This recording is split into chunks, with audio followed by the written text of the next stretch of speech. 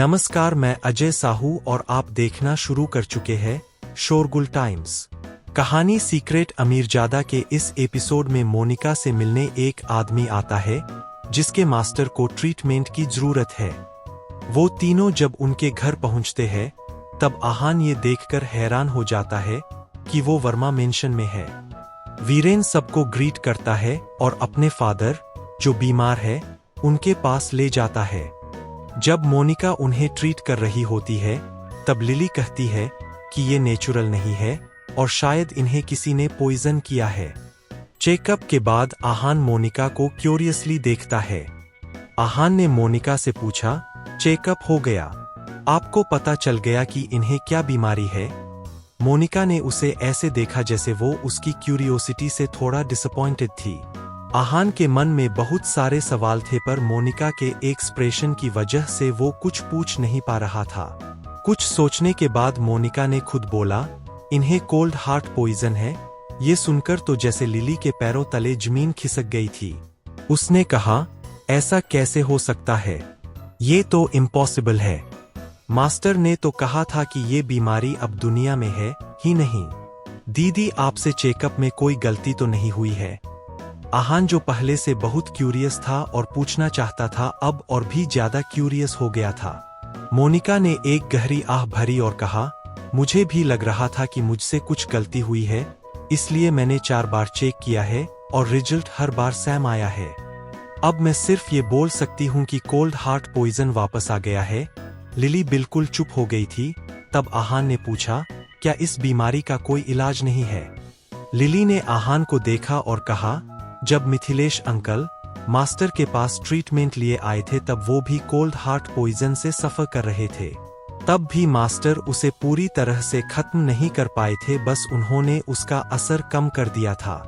आहान को ये तो पता था कि मिथिलेश को कोई बीमारी थी, पर वो क्या थी इसके बारे में वो नहीं जानता था।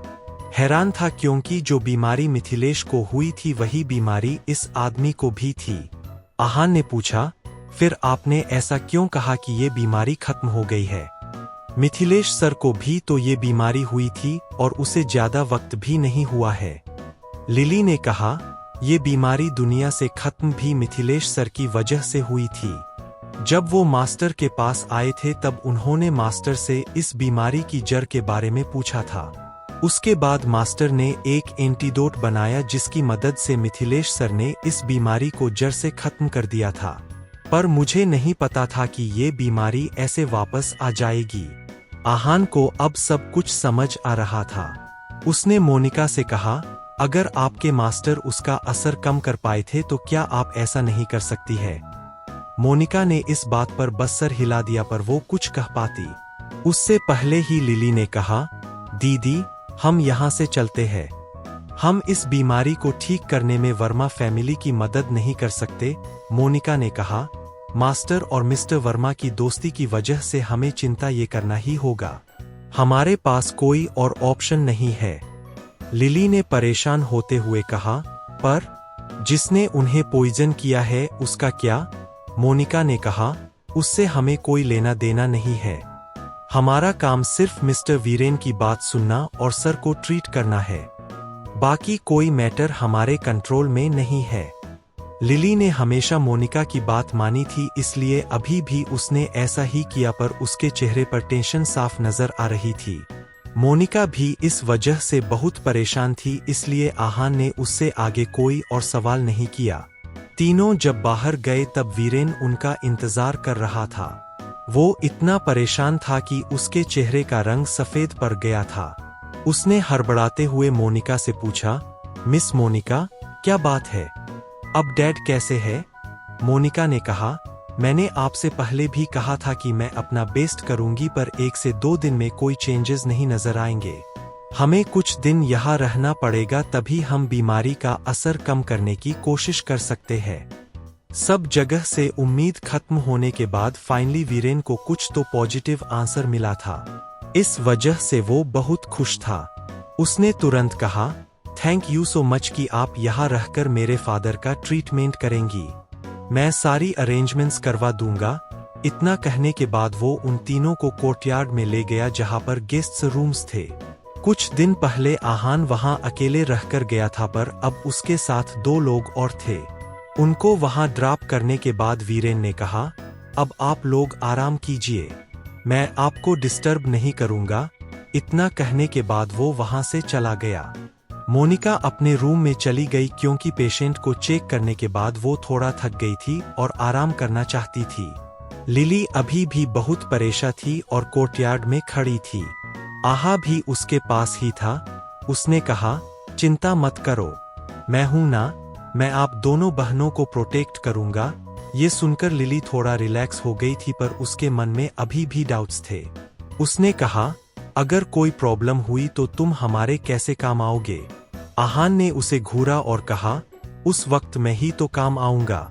मैं अपने लेवल के पीक पर हूं, इसलिए अगर ग्रैंड मास्टर रियल्म को छोड़कर भले ही यहाँ कोई भी आ जाए, मैं आपको प्रोटेक्ट कर सकता हूं। लिली ने कहा, तुम मार्शल आर्टिस्ट को तब भी क्या फर्क पड़ता है? कभी कभी सारी स्ट्रेंथ फेक होती है, और वैसे भी अगर किसी को हमें नुकसान पहुंचाना है तो वो कुछ भी करके हमें नुकसान पहुंचा ही सकता है। आहान ने कहा, कोई भी सिचुएशन आ जाए मैं आप दोनों को जरूर प्रोटेक्ट करूंगा, आपकी ढाल बनकर आपके आगे खड़ा रहूंगा। लिली उसे देख रही थी जैसे उसे विश्वास नहीं था कि वो ये बात बोल सकता है। वो उन दोनों से इतना क्लोज नहीं था, फिर भी उसने बिना हिचकिचाए ये बात बोल दी थी, इसलिए लिली का मन काफी हद तक शांत हो गया था। उसने आहान को देखा और कहा, तुम कितनी बड़ी बड़ी बातें करते हो, चलो अब यहाँ से। इतना कहने के बाद वो वहां से चली गई और आहान कुछ देर वही खड़ा रहा, फिर वो भी चला गया। अगली सुबह वीरेन वहां आया और उसने सबसे उनके कंफर्ट के बारे में पूछा।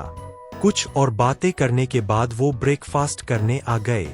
इसके बाद उसने कहा, मैं आज आप लोगों के साथ नहीं रह सकता, मुझे कुछ जरूरी काम है, पर एक इंसान है जो आपके साथ रहेगा। अगर आपको कोई भी काम हो तो आप उसे बोल सकते हैं, वो आपकी मदद जरूर कर देगा। उन्हें कंपनी से कोई मतलब नहीं था, इसलिए वो मान गए। इसके बाद वीरेन ने उस इंसान को बुलाया। वो वीरेन के सबसे बड़े भाई का बेटा पुलकित था। पुलकित की उम्र 18 साल के आसपास थी। वो बहुत ज्यादा शैतान था। वीरेन के वहां से जाने के बाद वो बहुत ज्यादा एक्टिव हो गया और उसने दोनों बहनों से कहा, अगर आपको कुछ भी चाहिए हो तो मुझे बता देना, मुझे चाचू ने सब कुछ समझा दिया है। पुलकित आहान की तरफ ध्यान ही नहीं दे रहा था। वो उन दोनों बहनों को जितना भाव दे रहा था, दोनों बहनें उसे उतना ही इग्नोर कर रही थी। मोनिका को उससे बात करने में इंटरेस्ट नहीं था और लिली भी कोल्ड हार्ट पॉइजन की वजह से परेशान थी। पुलकित बार बार अपनी फैमिली को लेकर बोस्ट कर रहा था, पर उन तीनों को ये जानने में कोई इंटरेस्ट नहीं था, इसलिए वो कोई जवाब नहीं दे रहे थे। उसे लग रहा था कि वो उसकी बातों को इंटरेस्टिंगली सुन रहे थे, इसलिए चुप थे। फाइनली रूम में पहुंचने के बाद मोनिका ने कहा, आप बाहर वेट करो, जब हम दोनों ट्रीटमेंट करते हैं तब हमें किसी का डिस्टर्बेंस पसंद नहीं है। ये सुनकर वो डिसअपॉइंट हो गया था, पर वीरेन के इंस्ट्रक्शंस की वजह से वो रुक गया। पर जब उसने आहान को अंदर जाते हुए देखा तब उसने कहा, आप अंदर क्यों जा रहे हैं? आहान ने उसे घूरते हुए कहा, तुम्हें दिखाई नहीं दे रहा कि मैं उनके साथ हूँ, कोई आउटसाइडर नहीं हूँ। इतना कहने के बाद वो मोनिका और लिली के पीछे चला गया। ट्रीटमेंट का प्रोसेस सेम था। उन्हें एक्यूपंक्चर की मदद से कोल्ड हार्ट पॉइजन का असर कम करना था।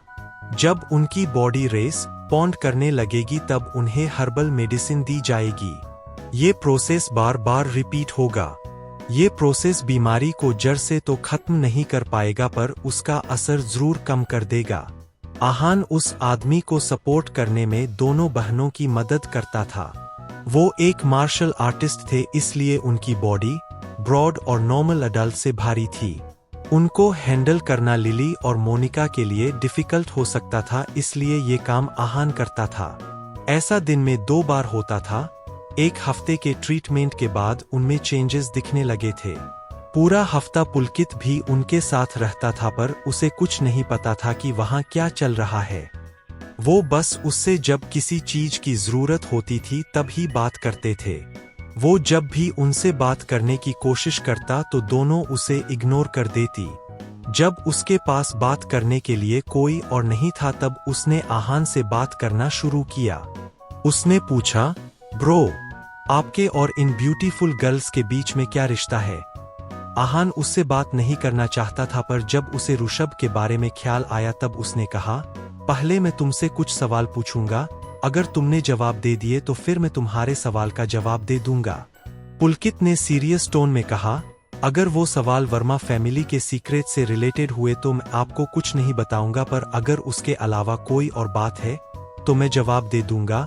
आहान को वर्मा फैमिली के सीक्रेट से कोई मतलब नहीं था, वो सिर्फ ऋषभ के बारे में जानना चाहता था। उसने कहा, ऑफ कोर्स मुझे सीक्रेट नहीं जानने, मैंने एक गॉसिप सुनी थी, मैं बस उसे ही कंफर्म करना चाहता हूँ। पुलकित दोनों बहनों के बारे में जानने के लिए बहुत एक्साइटेड था, इसलिए वो तुरंत मान गया। आहान ने पूछा, ऋषभ इस फैमिली का मेंबर है न? ऋषभ का नाम सुनते ही पुलकित के चेहरे का एक्सप्रेशन बदल गया, उसे बहुत गुस्सा आने लगा। ऐसा लग रहा था जैसे अगर ऋषभ अभी उसके सामने होता तो वो उसे जान से मार देता। ये देखकर आहान की क्यूरोसिटी और बढ़ गई। पुलकित ने गुस्से में कहा, वो इस परिवार का हिस्सा नहीं है, वो सिर्फ एक गद्दार और धोखेबाज इंसान है। पर उसके बारे में क्यों पूछा? क्या आपने उसे कहीं देखा है? अगर देखा है तो प्लीज मुझे बता दो, मैं आपका एहसान कभी नहीं भूलूंगा। आहान इन सब में पड़ना नहीं चाहता था, इसलिए उसने तुरंत ना किया और कहा, कैसी बातें कर रहे हो? मुझे कैसे पता होगा? मैंने तो बस ये सुना था कि एंगेजमेंट वाले दिन यहाँ कुछ हुआ था। अगर मुझे पता होता तो मैं कब का बता देता। वर्मा फैमिली कंजूस तो नहीं है जो इन्फॉर्मेशन के बदले मुझे पैसे नहीं देती। ये सुनकर पुलकित को आहान पर बिल्कुल शक नहीं हुआ, उसे लगा कि आहान सच बोल रहा है। उसने कहा, अगर आपको उस गद्दार के बारे में पता चले तो हमें जरूर बताना। वैसे मुझे ये नहीं समझ आ रहा कि आपको ऋषभ के बारे में कैसे पता, वो तो ज्यादा बाहर भी नहीं जाता था। आहान उसके इस सवाल का क्या जवाब देगा? आगे जानने के लिए बने रहिए हमारे चैनल शोरगुल टाइम्स के साथ। बस इसी के साथ यह एपिसोड समाप्त होता है। इस एपिसोड को आगे बढ़ाते हुए कल फिर मुलाकात होगी। आज के लिए बस इतना ही। अब कल तक के लिए इजाजत। नमस्कार, धन्यवाद।